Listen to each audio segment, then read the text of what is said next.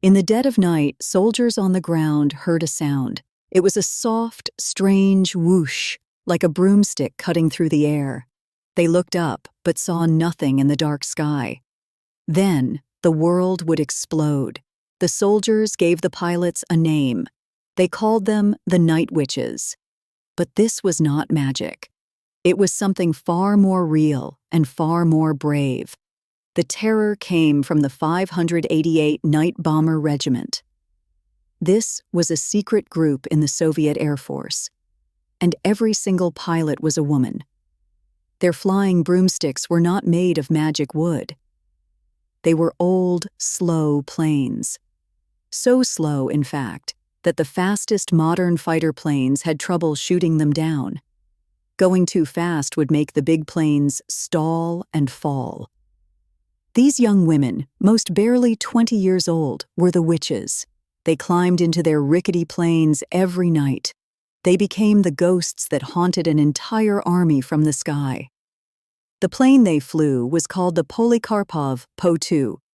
It was not a war machine. It was a crop duster, a plane used for farming, built years before the war even started. Its frame was made of wood. Its skin was just canvas, like a tent. This flying machine had no armor to stop bullets. It had no radio to call for help. To save weight, the women flew without parachutes. They chose to carry more bombs instead of a way to escape. Think about this. They flew in an open cockpit. Two people sitting in the dark, with nothing but freezing wind whipping past their faces. In winter, touching the metal of the plane could rip their skin off from the cold. So how did these flying coffins become so feared? It was their clever plan, a simple, terrifying trick. The pilots would fly near their target. Then they would do the last thing you'd expect. They would turn off their engines. The plane would then glide silently through the darkness. The only sound was that ghostly whooshing noise as the wind passed over the canvas wings. That was the last thing the enemy heard before the bombs were dropped by hand. But their main mission wasn't just to destroy things. It was to destroy something else. Their real goal was to break the minds of the enemy soldiers. These women flew mission after mission all night long. A single crew might fly 8 or even 10 times before sunrise. The goal was to never let the army sleep, to fill every night with the fear of a silent attack from above. The enemy soldiers on the ground felt pure terror. They saw these women not as pilots, but as something else entirely. They were phantoms, ghosts that came in the dark to steal your sleep and then your life. This fear was so real, it spread all the way to the top. The German High Command had a serious problem. Their best soldiers were being worn down by women in old, slow planes. Morale was dropping. Something had to be done to fight this unseen enemy. They needed to make these women seem less like witches and more like targets. So they created a special prize. Any German pilot who could shoot down just one of these little planes was automatically given the Iron Cross. It was one of their highest military honors. Think about that. Downing one flimsy wooden plane was seen as an incredible act of bravery. But shooting them down was nearly impossible. The women had a clever plan. They always flew in groups of 3.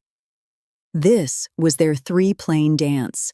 When they neared a target, 2 of the planes would fly straight for the searchlights. They were the bait.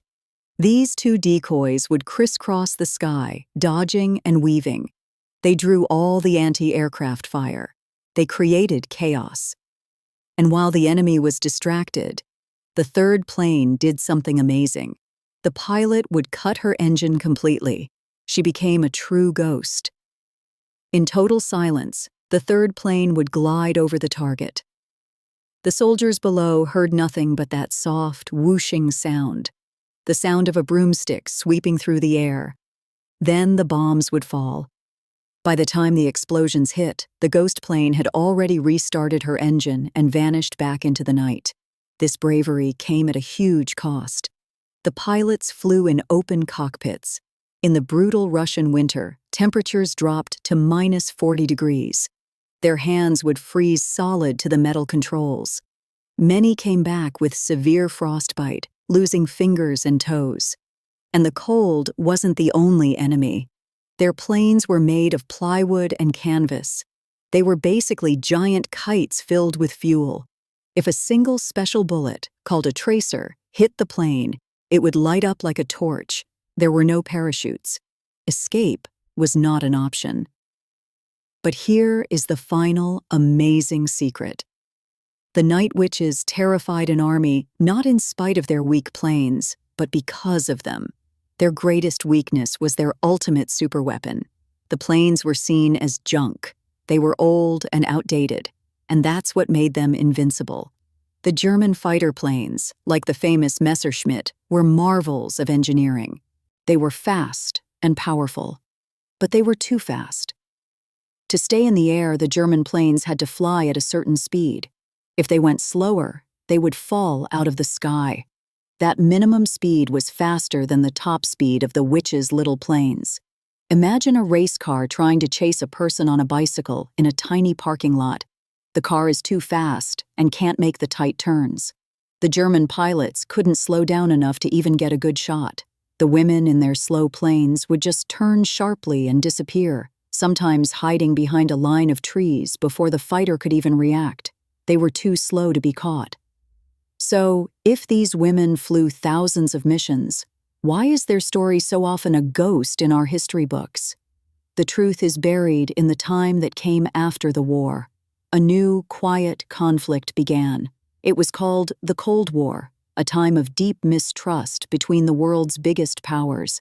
The story of the Night Witches was a Soviet story, and during those years, tales of Soviet heroes were not shared widely in the West. Stories about powerful women who changed the course of battles were especially silenced. But their fight wasn't just against a foreign army. They were fighting a second war, right inside their own country.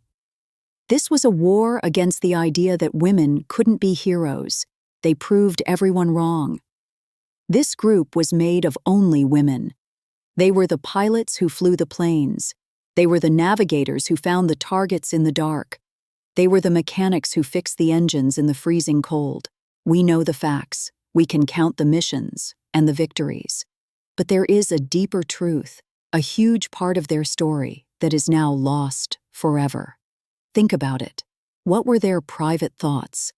What did they write in letters to their families, letters that may never have been sent? The quiet talks between friends before flying into danger. Those secrets are gone. Their inner world remains a mystery. We can see the shadow of their bravery, but we can't hear the whispers of their fear or the sound of their hope. And this is the final, powerful truth of their saga. Their legacy is not just in what they did, but in the questions they leave behind. They show us that history is full of quiet heroes. Their story is a reminder. The most important battles are sometimes fought in the shadows, and the greatest strength is often the kind that no one ever sees.